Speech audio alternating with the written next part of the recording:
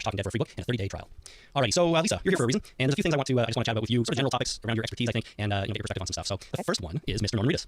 Yes, Sir Reedus. Sir Reedus. I think it's safe to say that for a while there, we got more listeners because of him than pretty much any other way. Anytime I mentioned the guy, or there was at one point last summer where we watched some of his old movies and talked about them, I tweeted about that, and people on Twitter went crazy, and they were getting in touch with me and saying, "When's he on the show? What are you doing?" So I think we got more listeners because of him than almost anybody else, which is Yeah, kind of he has quite a cult following going back over 10 years to the original Saints movies. What is it about him do you think that drives all the ladies crazy? Oh, do you really want me to say that? Yes, I do. I want to know because I like the guy, but you know. He's an incredible actor. He's very, very versatile. If you watch a lot of his things, you can see he's playing some very different roles. That has a lot of independent film. I think that gives him an opportunity to pick roles based on character, not on the paycheck. So he is a really good actor. He's honestly not difficult on the eyes. I mean, We watched Cold Harbor. I think it was. Have you seen that one? Dark Harbor. where his character did not even have a name. He was simply the young man. He was the young man, exactly. I thought he was really, really good in that movie. And He was really, really creepy in that movie. well, totally creepy, but a great twist at the end, if you ask me. And A lot of people didn't like that twist. oh man, I thought it was. I've seen a lot of things on fan sites and fan blogs and postings and stuff that thought it was a real cop out. I personally liked it because I usually see the twist coming, and I did not see that one coming. I didn't see it coming either, but I also thought it was kind of earned, if you know what I mean. Like I think there was enough in that movie to not necessarily lead you towards that ending, but it worked for me. And If you go back and watch the movie over after having seen the ending, Yeah. you pick up on them. yeah, You pick up on little things. totally. And a lot of movies sort of like that. A lot of movies with twists like that are like that if you watch it a second time. But for me, it worked. I mean, it kind of came out of left field, but it absolutely worked. I thought he was really great in it. What I was going to say is how kind of effeminate he looked at the end of that movie. I was surprised because I see him as kind of a manly man sort of. And maybe that's what one of the things everyone likes about him. Well, was that seeing him as a manly man after having seen him as Daryl and going back and watching things where he wasn't playing quite that It could be, yeah. role? I mean, because a lot of his roles have been tough guys. Yeah, it could Probably be. 90% of them. One of my first, I knew of the guy, but my real first exposure to him was in The Walking Dead, and then we went back and watched Boondock Saints. And that's kind of how I got into my own fandom of him as well. Oh, okay. I remember him from Blade 2. Like, as soon as we found out he was going to be on Walking Dead, I'm like, oh, that guy from Blade 2. He was a really, really nasty guy in Blade 2. He was. I mean, obviously, it was memorable for me because I remember reading after a number of years. It was 2002 that came out. I don't know if I've ever seen Blade 2, so I can't think of him in that. Well, he was That was kind the of only reason I watched it. I'll be perfectly honest. Have you seen his entire catalog? Not everything. I've seen a good chunk of it, and that's primarily because being impressed with his very first episode on Walking Dead, when you see him going ballistic and throwing squirrels for it, pulling a knife, and all of that stuff, but then you see him turn around and he's wiping tears away. Yeah. And I thought, this is somebody who's putting a little more thought into this character, and that made me more interested in him as an actor, and that made me go back and watch other things from his catalog. Yeah, every character on the show has their own, like, they appeal to me, most of them anyways, in sort of different ways, but he is he's probably one of the deepest characters on the show because he's got his, like, crazy side of swirl throwing and ear necklace making, and he's also, very loyal to his brother, although, that hasn't been fleshed out quite that much yet, but I think we're going to get to that next season. And so he's got those two sides to him that really, really work well, and there's a lot of character to explore within there, I think. Right. Well, I think a lot of it is, there's always possibility in the dynamic of the family with, a brother like Merle. The life of his own personality was kind of steamrolled over, Right. and it's not really until Merle is gone that he's able to kind of branch out and stop just acting like he thinks Merle wants him to act. That's true. Yeah, he's Merle's one, so he sort of comes into his own a little bit. Influencing more. Yeah, right. That combined with then suddenly, okay, there's no kin around, no blood relative. I guess maybe I need to think about creating a little bit of family, that possibility, as far as why he opens up a little bit and calms down a little bit for the rest of the group over season 2. Yeah, well, he's a smart enough guy that I think he knows that he's not going to survive on his own, and he needs other people, so Yeah, what was it he told Rick in Chupacabra when he was set out to look for Sophia, and Rick said, you don't have to do this, we've got a base now, we've got a farm, and Daryl just as he walks off says, my other plans fell through. yeah, right, that's right. It got Merle more, might as well be doing something. Yeah, might as well That's the way I read it. and something worthwhile too. He's not just chopping wood or whatever, even though that might be important, but he's out looking for a little girl that he thinks still out there. So The little girl he leaves is quite possibly still alive because after all it's Georgia not the mountains of that's right. That was his line too, right? Yeah, that was his line too. That's one of my favorite lines. It's Georgia not the mountains of Tibet. That's what he told me when she was asking him if he really thought they found her. Right. So you've written a lot about the character on TalkingWalkingDead.com. At least 2 articles. One, I think the first one you posted, right? Well, I have written 10 articles total on the website, and 6 of those have been Daryl centered. See, ladies love Daryl. The ladies love Daryl. So And I have more comments on those blogs than any of the others. yeah, well, clearly he's a popular guy. So how do you see? I think you wrote 5 reasons that you love, or 5 reasons that he's your favorite, and then That's my first one. and you followed it up after season 2 with 5 reasons that he's still your Yeah, favorite. yes. How do you see him having changed? We kind of talked about it already a little bit, but changed a lot through those episodes. Is that is that why he's your favorite? Run down some of the reasons for us, if you don't mind. Well, I think primarily because a lot of the other characters are still pretty much the same personality types as the beginning. You haven't seen a whole lot of huge change.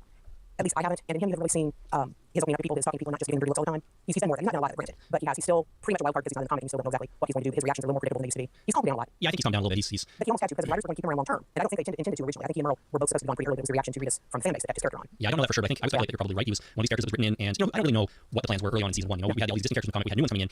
No one would expect T-Dog to have lasted as long as he has, but he's still around. And And I hope they're going to do more with him. oh, I agree. He's such a good actor and such a wonderful person. Absolutely. And I think Mazzara said we can't always focus on everybody, right? The nature of the story in season 2 just didn't really include him. I mean, he was around doing stuff supporting the group, but it was about the Rick and Shane, confrontation, and T-Dog just didn't happen to be a huge part of that. So it really good to see him doing more stuff. As for Daryl, you're probably right. He was probably destined to be gone a long time ago, but oh my god, everyone loves him, so let's keep him on. And I think if they know the fan base reaction to Rooker was going to be the same, I don't think Merle would have gotten left on that roof. Yeah, maybe not. Although, and Rooker is probably the biggest name actor that's been on the show, definitely. so he's definitely doing other things. I would guess he probably just came in, for those scenes. They ended up being really, really good, and maybe they would have him back sooner, but he's probably a difficult guy to schedule doing it. So yeah, he's busy. Very true. So I have seen some change. You've seen some change in Daryl. You've seen him being a little calm. You've seen him seem to care a little bit more. He's letting down that guard some, I think. definitely That's the big thing that I think I've seen is him letting down his guard. and yeah, which is good. He's become part of this family a little bit now. When his actual family comes back next season, could have been a whole other thing. We'll see. It's going to be fireworks. It'll be fireworks because you gotta think Merle's gonna be still pretty upset about everything that went down. Yeah. Why would he? Leaving on a I think roof. that's probably the understatement of the day. Yeah. So I don't know. Is it National Understatement Day? Hey, sure it is now. National Understatement Day. Okay, that's cool. So I understand you also have some thoughts on the SS logo that was on Merle's bike that Daryl's been riding around. Tell us what you think about that. Well, you guys were talking on that one episode about it and Hells Angels and the SS logo being part of the Hells Angels insignia, and it's really not. It's no indication that Merle's racist. It was Merle's bike, not Daryl's. Probably could possibly be a member of some supremacy group, but that logo is not a recognized patch for any organized motorcycle club. People think of as gangs. That my husband and I have ever seen. My husband's been riding 25 years. I've been riding with him, 13. Been to different events around Hells Angels. Haven't seen it as a specific Angels logo. Now, sometimes individual chapters will create their own patches for their own reasons, but it's not anything specific to the Angels or any other group. And I can almost bet you that they wouldn't have used it if it was specific to the Angels. I told you, Chris, in my email when we were talking about the Saturday Night Live sketch from the 70s. They did a sketch that included 3 guys dressed in motorcycle letters that had the Death Set logo from club's colors. They were just paper mock-ups taped to the back of the Death Set. They were actual patches or even in color. But just a couple of days after that episode aired, the attorneys for Hells Angels International Incorporated showed up at 30 Rock Jeez. and said, "Where did you get this, and why did you use it?" Now, they didn't bring big bikers with them. They were corporate attorneys in suits, but they are an organized, incorporated entity, and they, like any other organized, incorporated entity, will do everything they need to do legally to protect their copyrighted logo. Yeah, they'll defend their copyright patents or whatever. Exactly. Hells Angels patents probably not. Probably not patents, but I'm sure they have copyright on. Copyright on the Death Head logo, which is the skull and the wings coming off of it. Right. The wings on Daryl's vest are nothing. I've seen things online people said about it, Hells Angels because of the wings, and it is not. So I guess there's one group you don't want to f with too much. It's those guys. on a corporate level. Yeah, that's right. Not corporate level. I think their attorneys are probably scarier than anyone else. Well, I'm afraid of lawyers. So we had someone write into about that, speculating that SS logo indicated that it was somebody who's killed another person named the Hells Angels, but I don't think that's true either. No. See, this is the thing. We belong to a couple of writer organizations, and I did a newsletter for one. I've done a couple articles on patches, because there are so many different patches that mean so many different things, and even among the groups wearing the patches, there's debate about what they mean. Right. What the number 13 means, and things like that. There's the old saying, taking care of business. The TCB patch means you've killed somebody named gang, or if you have this band, this black band crosses part of your colors, and it's all speculation. And in all honesty, the members of the club aren't going to tell you. Right. Yeah, There's no way you can know. And I don't see that it really matters. But Bottom line is Merle is a racist. Merle is a racist who probably would have supported a lot of the, Nazi point of view, if you want to call it that. And there are, white supremacy groups, unfortunately, are more prevalent in the southern states. Well, not that they should be more prevalent elsewhere, they shouldn't be anywhere, but they are more prevalent in those states. There's a long history of racism, and I wouldn't be surprised if he was a member of some kind of roughly organized or disorganized group of friends. Well, for all we know, It's not likely that he was a member of the motorcycle club. no, and I mean, for all we know, it may never come up on the show again. No, and it's just, maybe he just thought it was cool and it's his personal thing, and he wanted to paint on his bike to make his bike his ride. Yeah, exactly. And it had absolutely nothing to do with anything other than his own personal viewpoint. It's not an indicator of any kind of group affiliation. Did Daryl say at any point specifically that this is Merle's bike, or Yes. he did? Okay, Yes. I thought it could just come from anywhere, like even if they were riding for a while. Well, I do believe he did say that it was his, but he did say something about keep your filthy rag off my brother's bike. Oh, right. When they came back right before he pulled out the bag of drugs from Merle's saddlebag, it included blue meth. Blue meth. The blue meth, of course, the homage to Breaking Bad. Yeah, we all recognize. Yeah. So he did say, he picked the rag up through Dale and said, keep your dirty raggers off my brother's bike or something like that. So it was pretty obvious that it was Merle's. Daryl's riding the pickup truck earlier. That's right. That's right. So okay, well, that's Pickup truck behind him, they left Atlanta. that's right. Anyway, so it's interesting. I mean, that's more sort of information about the Hells Angels than I You would never wanted to no, know. not at all. I never would have found out on my own probably. So it's And interesting I'm certainly not an expert on any group, and I can't say that I can even tell you specifically anything that I said is absolute perfect truth about the angels. because you wouldn't be allowed to anyway. I wouldn't really pick them out. I'm just saying that based on experiences my husband and I had in the writing community, in our little neck of the woods, and of course that's only one small part of southern Indiana. But based on that, it's not an indication of anything we've ever seen. I don't think that AMC would go there anyway. Yeah, exactly. It's like the attorney's side and the whole thing. I just don't think they would go there and get him a motorcycle club affiliation. And that, well, the last thing I want is the attorneys coming to my door. So I can hear some sirens behind you. Someone might come and get you. Well, I live 8 blocks from a hospital and 6 blocks from a fire station. Right. Yeah. There are lots of sirens in my I used to live 2 doors down from a fire hall just 6 months ago, which is why I never recorded when I was at home because they would go by 24 hours a day, 7 days a week. Well, there's always fires and so. And I was close enough in the summer and they had the doors open. I could hear the alarm that tells them to get on the truck. Did you just tune it all out after a while? After a while, I just stopped listening. Yeah, exactly. You learn not to hear it. Well, we live in a city. I mean, there are always noises like that just get filtered after a while because they're always there. Exactly. All right. One quick question about motorcycle clubs. Do you watch Sons of Anarchy? I have seen most of season 1. We've been watching it on DVD. I've not seen all of I'm it. just wondering what your thoughts are on its accuracy. It's obviously uber violence, but I'm not even going to go there because I do not know enough clubs. I do not know enough people in clubs. I've not been around enough clubs to have an opinion. Right. Anything I said would be purely speculation. My husband is more the expert on that. I'm sure he'd be glad to be on the show. Well, He did write a blog, by the way, about Merle's motorcycle on the website. Oh, cool. Called Ride Daryl Ride. And in it he discusses, is this bike really the one Daryl should be riding in the ZA? Is it the most practical and why? Is it able to sit? It's those And, well, yeah, those tape hangers. is that what they're called? They call them tape Oh, hangers. that's a great name for them. Tape hangers. They seem really uncomfortable. Well, the comment that I always make my sister on the bike is doesn't he know that Georgia doesn't know what to take?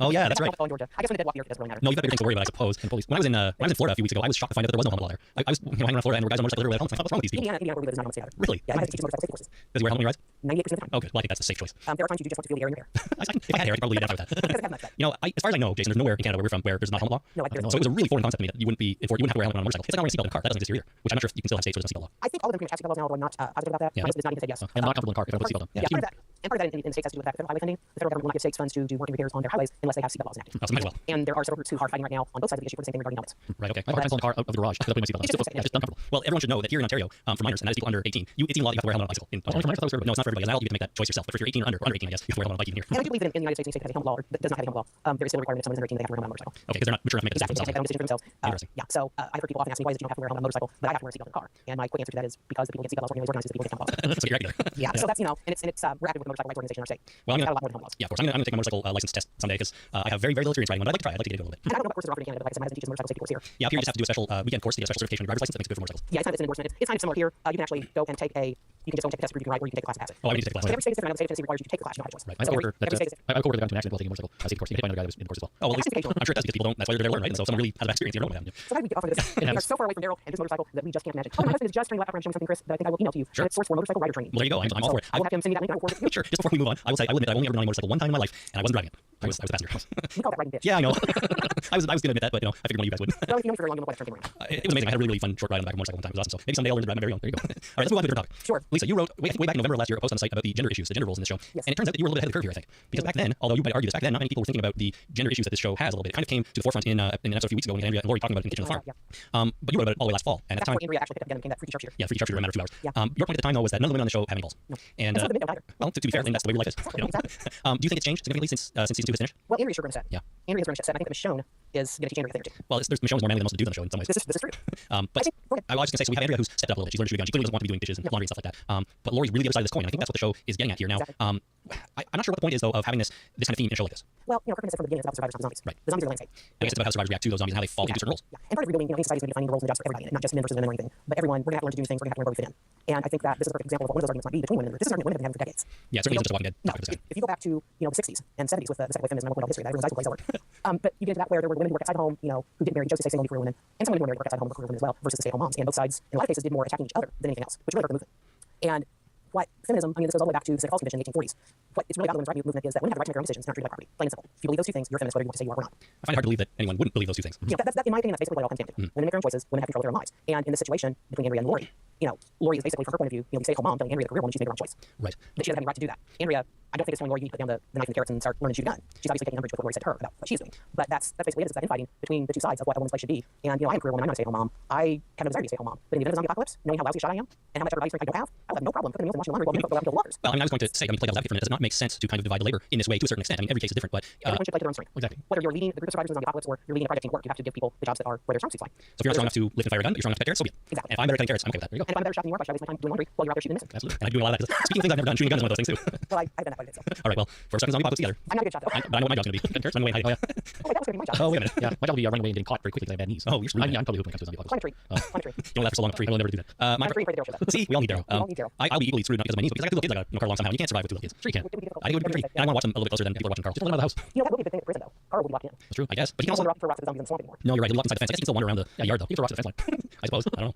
But anyways, with the gender stuff, I wonder if it's going to play a major role in the show as we move forward, or if they just kind of touch on it and now we're moving on. I think they just touch on it. I don't think it's going to play a major role because it's not dramatic enough. You have to look at, what their focus is, ratings and income, advertising revenue. And if every week was Lori and Andrea arguing with each other, I don't think that they would be breaking records with 9 million viewers like they did last week. Yeah, there's only so much you could say, on a topic like that. Yeah, that, I people, think- yeah. that people don't already know or hasn't already been said. So I think it was just bringing it to the forefront to talk about it a little bit. It was also, the dramatic catfight between the two of them because they're the alpha women. Right. Just like Shane and Rick were the two alphas, Andrea and Lori kind of are the same in a way, and it was just a way to point it out and have Andrea be able to make her little remark to Lori about, Shane. yeah, that would be a great remark. And I don't think in any way they were intentionally going to talk about gender.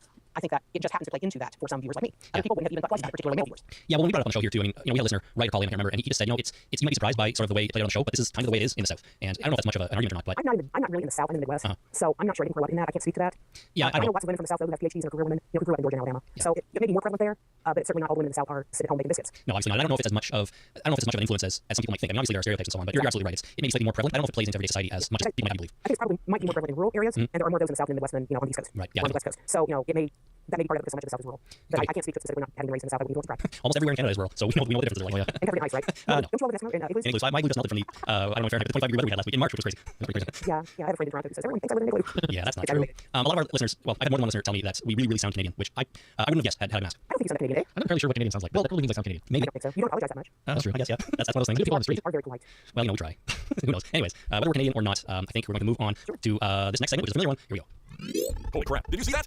Alrighty, so I've got a few holy crap did you see that moment sent in by listeners just to get caught up here a little bit. And of course, keep sending them in if you rewatch an episode or notice something, you just yell at your TV, holy crap did you see that, and send it to us and we'll read it on the air and talk about it maybe. So Stan from the internet wrote in and he said, my holy crap did you see that moment is from Judge, Jury, Executioner. I'm actually surprised that no one else has mentioned it as theirs. I found the first 2 minutes of this episode where Daryl is interrogating Randall to be one of the most suspenseful 2 minutes of the series. What a great way to open up the episode. I feel that this episode was the start of the season finale. The last 3 episodes flowed extremely well together and were not at all disappointing in regards to suspense and story development. Stan's right, nobody else did mention that cold open. And I think he has a point because it was really, really effectively done. And it's one of those things where you don't know in what context this is happening yet, right? You don't know if this is happening later in the episode in the future or if we're seeing it kind of within the standard timeline of things happening. And Norman Reedus did a fantastic job as he always does in turning on crazy a little bit again and infuriating this guy. Yeah. He's the doer of dirty deeds. He sure is. That's great. The one part about that scene that really was kind of a holy crap did you see that for me, I guess, was when Randall made the comment about they didn't even kill him. Right after About they the girls and the look on Daryl's face. Yeah. It was that, okay, now you're going to die. You're clearly not a nice person. Reedus said a long time ago in an interview that he kind of made a career out of giving people dirty looks. That's not bad. If you can make a career of that, I'd be okay with it. And that was probably one of the dirtiest looks I've ever seen on his face in any role he's ever been. Well, he was looking at clearly one of the dirtiest people, one of the most Exactly. despicable people you can imagine. After So what that was he kind of, that was kind of holy crap did you see that look moment for me. Totally, I like it a lot. Craig from Georgia wrote in the short one. He says, "My holy crap moment when Carol called Daryl Rick's henchman, a little disrespectful, don't you think?" She's basically saying, "Dude, you're just doing what you're told." I think she was trying to get a rise out of him. Well, she was trying to make a point. Yeah, I think she was trying to get a rise and get him to support her in her desire to get out of there. Well, she said, you're his henchman and I'm a burden.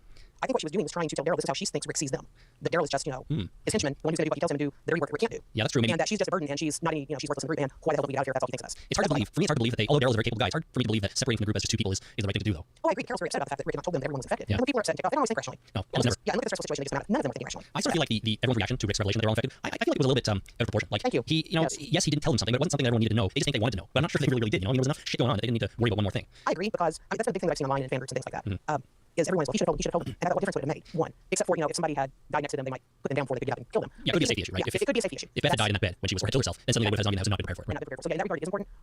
But Rick even said he didn't know Jared was telling the truth. Jared was a little whacked out there at the end. Well, yeah, he was ready to blow himself up in the building. Exactly. So how did Rick even know that Jared was right? Jared said they didn't know how everything worked and all of that stuff when they had the little professor explains it to the group moment. And Rick even said, I didn't know if he was right. And if you notice on the episode of They're Angels, I can think of after Rick is forced to stab Shane, Rick turns his walking toward Carl and isn't paying any attention to Shane.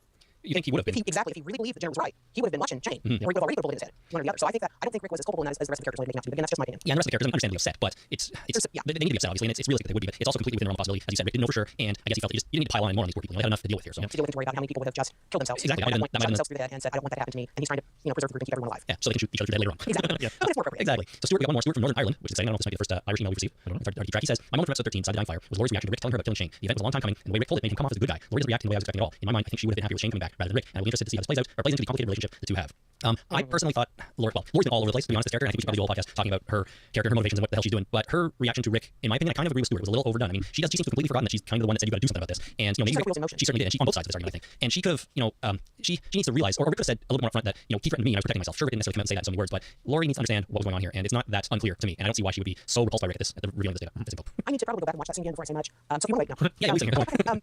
I thought at first that her reaction wasn't so much to Rick telling her that he had killed Shane as it was to him telling her that Carl had to put Shane down in the water. It was. That's when she really sort of lost it, absolutely. But there was some for that. I wasn't watching that close. Not as closely as I should have been. Well, I think it was all a bit of a culmination of everything that she was trying to process all at once there. But you're right. When he said that Carl was the one that pulled the trigger and put Shane down, is when she kind of was tipped over the edge. But it was all leading up to her, and she was already backing away from him, just in horror. So yeah, and I'm with you. Lori is a little schizophrenic. I think a little might be an understatement, but it is national understatement. It is, of course. Exactly. She's been just. It seems like back and forth with this, with talking to Shane from the very beginning, from Tell It to the Frogs, when Rick came back and she was so bent at Shane about, you told me he was dead, don't have anything to do with my family, and then the first episode of the season, why are you being so mean to Carl? Yeah. And then to you have to do something about Shane.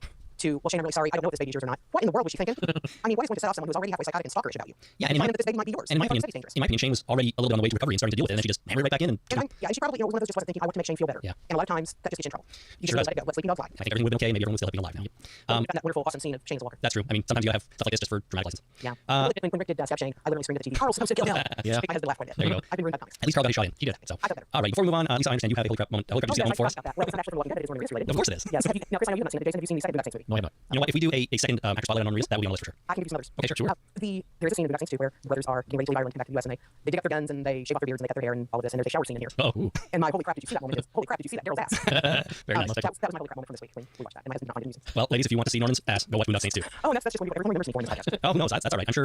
When we watched some of Lincoln's back catalog, we watched the pilot episode of a British TV show he was on, which I forget the name of right now, His Life or something like that. And he appeared full frontal naked in that. So And that's nothing on British television. No, it's not real at all. Time on European television. That's right. So if anyone wants to see that, now you can go see Andrew Lincoln naked and you can see Norman's ass too. It's very exciting. For some members of the audience. Absolutely, Not so much so. absolutely. But I feel like I'm totally spoiled on Boondock Saints 2 now. Is there more to that movie? Lots of other things. Yeah. Lots of other good scenes too. Is there anything as awesome as the two of them hanging upside down in that room spinning around shooting everybody? Because that's pretty awesome. Yes, there are a couple scenes that are just as awesome as that. Okay, that's and cool. the rope does come back to haunt them. Oh, good. You gotta have your rope. Gotta have a rope. All right, that's cool. I think it is about time we wrap this up. But Lisa, thanks so much for coming on. You're welcome. Anything else? It was super. It was great to have you. And obviously we talked about you writing for TalkingWalkingDead.com. But is there anywhere else you want to plug, anywhere else people can find you or find out what you do? Well, they can follow me on Twitter. My Twitter is Lockridge_Lisa. Okay. A lot of what I post there is when blogs and things go up on the site, not just one, everyone's. And my witty repartee. Very good. Other than that, really most of the writing right now I'm doing is there on TalkingWalkingDead.com. I've had some poetry things published. Forever Nocturne. It's an online publication.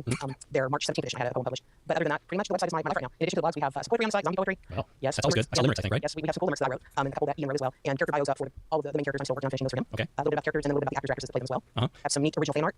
And just some really cool things. We're really growing, and we're just really amazed at how quickly we're growing. Norman Reedus has tweeted links to 2 of my blogs. That's very cool. That's awesome. That's very cool. And as a matter of fact, when I was at Fort County Coastal Ohio this weekend and walked up to him and stuck my hand out and said, "Hi, Mr. Lockridge, you know who I am, right?" He said, "Yes." That's cool. I forgot to ask you about that. So He said yes, and I went, "Oh, good. I thought you might since you've read my blogs. I hope you like them." He said, "I love them." oh, that's really cool. It's fun to meet sort of the topic of your writing like that, I imagine. Yeah, and I was really happy with myself that I can go fangirl.